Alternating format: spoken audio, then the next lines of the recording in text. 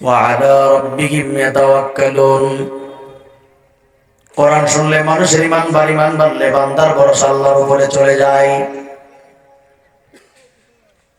আর কোন মানুষ যখন আল্লাহর উপর ভরসা করে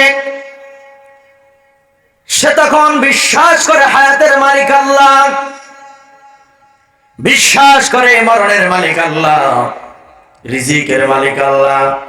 এই জন্য আপনি আলেমরে যতই মামলা দেন, জেলে ভরেন না কেন, আলেম তো মাথা নত করবেন। আলেম জানে রিজিকের একটা দানা থাকা পর্যন্ত হাজার ষড়যন্ত্র করে আমার মরণ কোন জালিমে লিখতে পারবে না, ঠিক কিনা? وما من دابة في الأرض إلا على الله رزقها। ইয়াংরা আমার দিক তাকাও, মাথা নড়াচড়া করবা না, কারণ প্রধান টার্গেট হলে তোমরা ভালো হইয়া যাও, গোটা দেশ সোনার দেশে পরিণত হয়ে যাবে, ঠিক কিনা? 500 টাকার নোটের লোভে তুমি কার পিছনে দৌড়াও? বিরিয়ানির লোভে কোথায় তুমি দৌড় মারো? কনসার্ট আর গানের লোভে তুমি কোথায় দৌড়াও? মনে রেখো, ইয়াউমা নাদউ কুল্লা উনাসিম বিইমামিহিম। কিয়ামতের ময়দানে প্রতিটা মানুষ তার নেতার সঙ্গে দাঁড়াবে। জোরে বলুন তো কথাটা কার? সেদিকে পড়ে যায়। মূল কথাগুলি লক্ষ্য রাখো, ভালো করে শোনো। কোরআন শুনলে আল্লাহ পাক ঈমানকে বাড়ায়, ঈমান তাজা করে দেয়। এই হলো একটা দলের পরিচয় পাইলাম আমরা কোরআন থেকে। এই পয়েন্টে বলি, কোরআন শুনলে যেমন ঈমানটা বেড়ে, ঈমানটা তাজা হয়ে যায়, ঈমান নষ্ট করার হাতিয়ারও কিন্তু বাংলাদেশে পৃথিবীতে আছে, নাই? আল্লাহ রাসূল বলেন, আল গিনায়ুন লিতুন নিফাকি ফিল কলব। বিশ্বনবী আমার বলেন, আকাশ থেকে যখন বৃষ্টির ফোঁটা জমিনের উপরে পড়ে, খুব ভালো করে তথ্যটা মনে রাখবেন, বৃষ্টির ফোঁটা যখন মাটিতে পড়ে তখন কিছু আগাছার জন্ম হয়। মানুষ যখন গান শোনার জন্য কোনো গানের প্যান্ডেলে গিয়া বসে, গান শোনার জন্য ইয়ারফোন কানে লাগাইয়া বসে, আল্লাহর পয়গম্বর বলেন, আকাশ থেকে বৃষ্টি পড়লে যেমন জমিন আগাছা জন্ম হয়, ঠিক মানুষ যখন গান শ্রবণ করে, গান শোনার জন্য কোন মজলিসে গিয়া বসে, আল্লাহ রাসূল বলেন তার অন্তরে, তার কলবে কুফরের নাপাক জন্ম নেয়। নাউযুবিল্লাহ পড়েন। এখন আমি জানতে চাই, ঈমান তাজা করে কোরআন, আর যেই গান ঈমানকে নষ্ট করে দেয়, এই গান আমার সোনার বাংলার মাটিতে আছে না নাই? কি ভাইরা, পিছনে ভাইরা আপনাদের কোনো সারা শব্দ নাই? গান নাই বাংলাদেশে? হ্যাঁ, আমাকে এক এক করে যেতে দেন, আমি সব জায়গায় যাবো ইনশাআল্লাহ। ইনশাআল্লাহ বলেন। তবে আমি একা যাব না, আমি কোরআনের সাহায্যে যাব, ইনশাআল্লাহ পড়েন। এই এলাকা থেকে আল্লাহর কোরআন দিয়ে রান্নাঘর ঘুরে, বাজার হাট ঘুরে, রাস্তাঘাট ঘুরে, বাংলাদেশের সংসদ পর্যন্ত কোরআন দিয়ে যাওয়া যাবে কি যাবে না? কি আপনাদের বিশ্বাস জানতে চাই, বলেন যাবে কি যাবে না? শুধু সংসদ নয়, গোটা পৃথিবীর আনাচে কানাচে কোরআনের সাহায্যে যাওয়া যাবে। নাযালনা আলাইকাল কিতাবা তিবয়ানাল লিকুল্লি শাই। মানব জীবনের এমন কোন বিধি বিধান নাই যা এই কোরআনুল কারিমে আমার আল্লাহ অবতীর্ণ করে নাই। জোরে বলেন সুবহানাল্লাহ। তাহলে আমরা এক নম্বর দলের পরিচয় পাইলাম। তাদের সামনে কোরআন পড়া বলে তাদের দিলে ভালো লাগে, অন্তরে ভালো লাগে, ঈমানটা তাজা হয়ে যায়। এবার আসেন 2 নম্বর দলের পরিচয়, যারা কোরআন শুনে সহ্য করতেই পারে না। এই দেশে কত কিছু আয়োজন করা হয়, কোনো বাধা নাই, অনুমতি লাগে না, কিন্তু মাহফিলের জন্য মানুষ হয়রান হয়ে যায়, পায়ের জুতা পায়ে হয়ে যায়। একবার ওসির কাছে যাও, চেয়ারম্যানের কাছে যাও, ডিসির কাছে যাও, কত জায়গা যাওয়ার পর অনুমতি কেউ পায় কেউ পায় না। কিন্তু মনে রাখবা, জমিন তো আল্লাহর, আসমান আল্লাহর। আল্লাযী লাহু মুলকুস সামাওয়াতি ওয়াল আরদ। আসমান ছাড়াই আল্লাহ, জমিন ছাড়াই আল্লাহ। তোমারে বানাইল আল্লাহ, আমারে বানাইল আল্লাহ। আল্লাহর জমিন, আল্লাহর কথা বলার জন্য অনুমতি লাগবে। এর চাইতে কপাল পোড়া জাতি আর কোন জাতি হতে পারে না, ঠিক কিনা?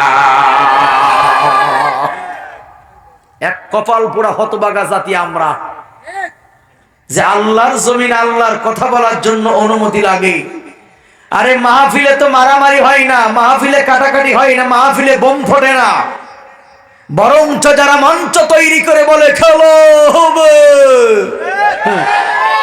যদি আকাম কোকামাই সে সমস্ত জায়গাতে হয়, কোরআনের মাহফিলে দুনিয়ার কোন সেনাবাহিনী লাগে না, আমার আল্লাহর ফেরেশতারা পাহারা দেয়।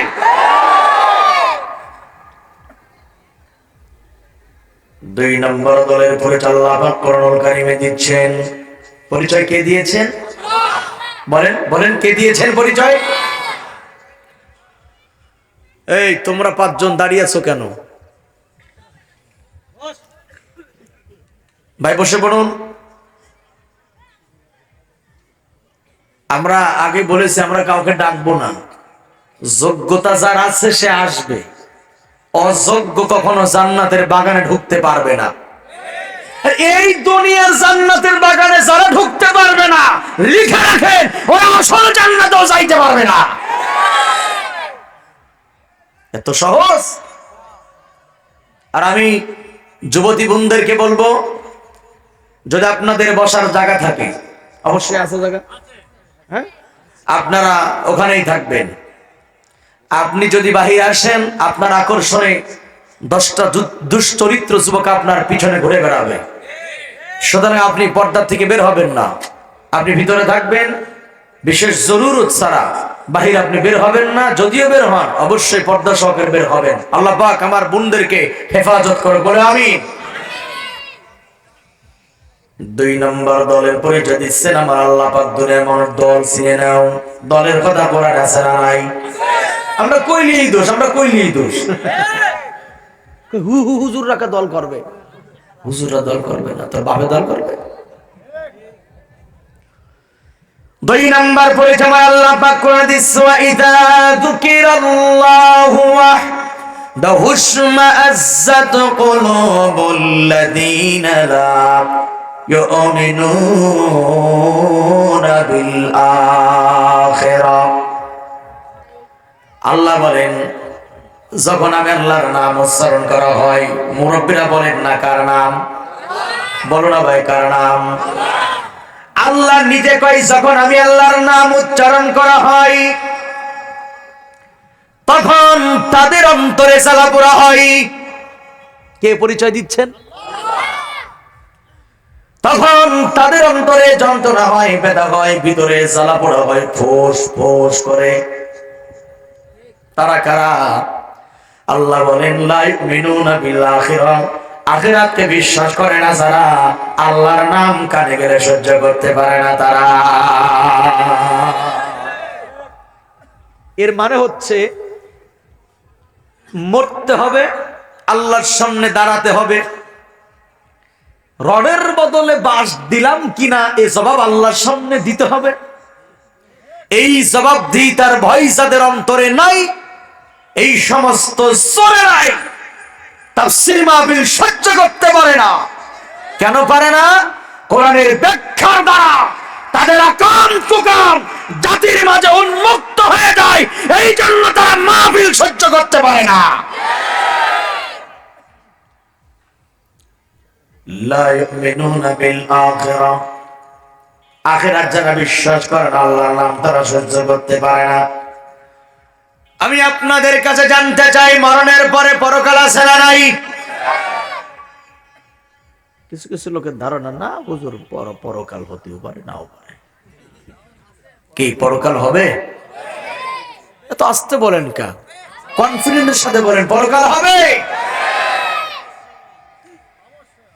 হবে মানেটাকে সবাই আল্লাহর সামনে দাঁড়াতেই হবে সেদিন। ইয়াওমা ইয়াকুমুন নাসু লিরাব্বিল আলামিন।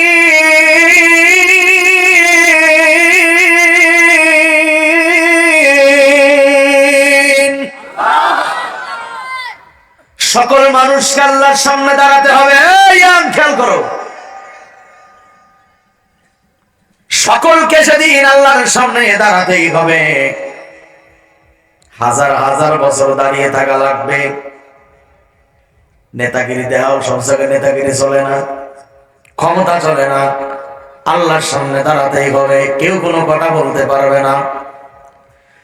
পাপিষ্ঠ যারা, তারা হাজার হাজার বছর দাঁড়িয়ে থাকবে। কিন্তু রাসূল আমার বলেন, আমার মুমিন উম্মত যারা কোরআন দিয়ে জীবনকে সাজিয়েছিল, যারা নিজেও চলেছে, জাতিরেও চালাইছে,